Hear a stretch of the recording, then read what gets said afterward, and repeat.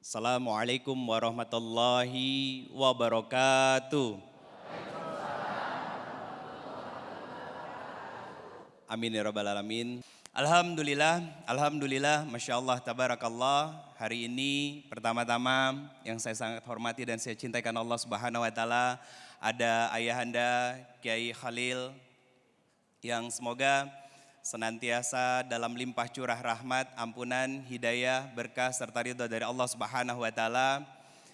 Ada Ustazah Nur Fadlina, kemudian ada Bang Sofyan, ada Mbak Sasa dan teman-teman keluarga besar dari Damai Indonesia TV One dan para ayah bunda semuanya yang insya Allah kita semuanya senantiasa dalam limpah curah rahmat, ampunan, hidayah, berkah serta ridha dari Allah Subhanahu wa Ta'ala.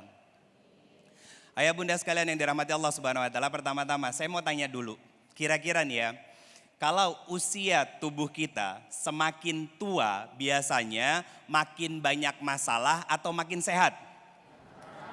Makin banyak penyakit atau makin bugar? Itu juga ternyata yang terjadi dengan bumi kita saat ini. Usianya yang terus bertambah dan semakin tua, akhirnya muncul berbagai macam fitnah di dalamnya.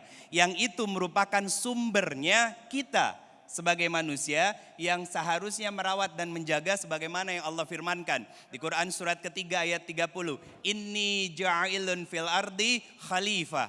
Menjadi wakil-wakilnya Allah untuk merawat dan memelihara bumi tercinta ini. Cuman pada kenyataannya akhirnya muncul apa?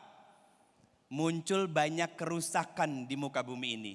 Dan inilah yang dikabarkan oleh Rasulullah SAW tentang ciri dan tanda kiamat sugro. Di antaranya yang pertama, ilmu diangkat dan dicabut oleh Allah. Dengan cara bagaimana? Guru-guru kita, para habaib, para masyaikh dan lain sebagainya diwafatkan oleh Allah Subhanahu wa Ta'ala. Itu yang pertama. Yang kedua, apa yang muncul? Kebodohan merajalela.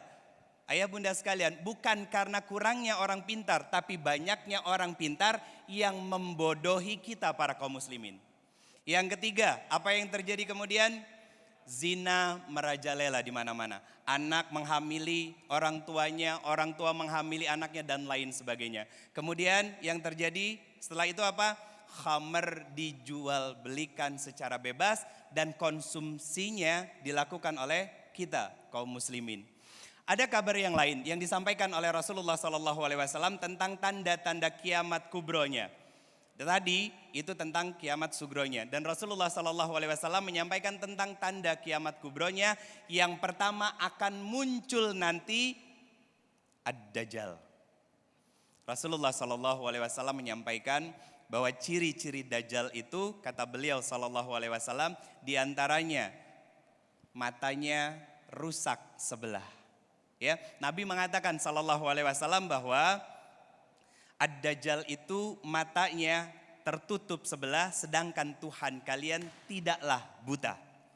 Kenapa demikian? Karena Ad-Dajjal menganggap dirinya sebagai Tuhan, ayah bunda sekalian. Dan kemudian ciri-ciri yang lainnya apa? Rambutnya keriting dan kulitnya berwarna kehitam-hitaman, dahinya lebar dan ada tulisan apa? Kafaro. Dan itu terlihat oleh siapapun bunda. Karena kita bisa melihatnya. Dan Masya Allahnya Nabi kita mengabarkan apa? Bahwa Dajjal ini akan menguasai bumi. Dia akan masuk sampai ke gang-gang. Berapa lama? Selama kurang lebih 40 hari. Yang hari pertamanya itu setara dengan 1 tahun. Hari berikutnya setara dengan 1 bulan. Hari berikutnya setara dengan 1 pekan. Dan hari-hari selanjutnya itu seperti hari-hari yang biasanya. Saat Dajjal tiba di Palestina, di kota Madinah, itu terjadi sebuah masalah. Kenapa? Kekhawatiran bahwa Dajjal akan masuk ke kota Madinah. Dan Nabi mengabarkan bahwa hanya ada 2 kota yang tidak akan dimasuki oleh Dajjal ini. Yaitu yang pertama adalah Makkah, yang kedua adalah Madinah.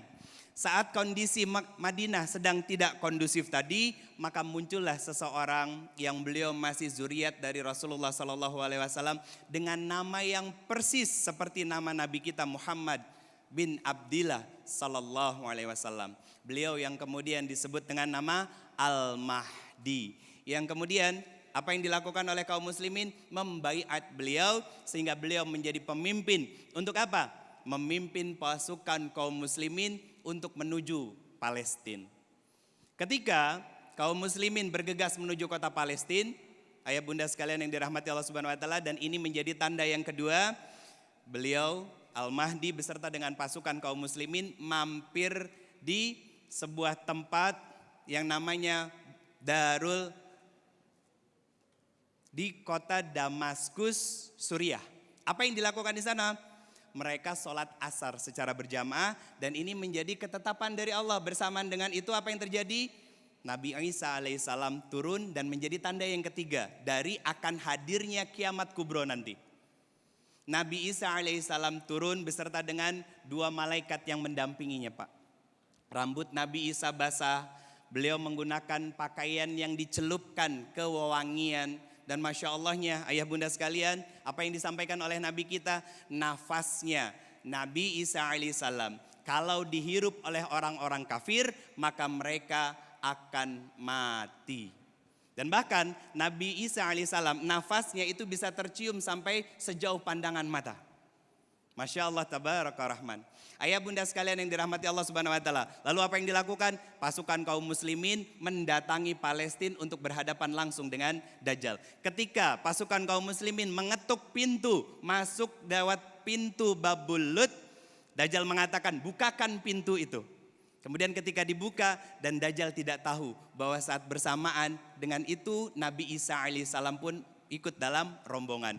Bergetar tubuh dari Dajjal dan mengatakan bahwa inilah tanda bahwa kiamat sebentar lagi akan datang. Akhirnya apa? Dajjal meleleh dalam ketakutan dan mati saat itu juga. Para pengikut Dajjal lari terkocar-kacir. Kenapa? Karena sesuatu yang dianggap Tuhan oleh mereka ternyata tidak punya daya upaya apapun. Ayah bunda sekalian yang dirahmati Allah Subhanahu wa taala, apa yang terjadi kemudian? Akhirnya Nabi Isa alaihissalam memimpin kaum muslimin kurang lebih sekitar 40 tahun sampai Nabi Isa alaihissalam diwafatkan oleh Allah Subhanahu wa taala. Apa yang terjadi kemudian? Yang terjadi kemudian tanda besar dari akan hadirnya kiamat adalah ketika matahari terbit dari tempat tenggelamnya. Maka kalau itu sudah terjadi, Nabi SAW mengatakan tentang apa?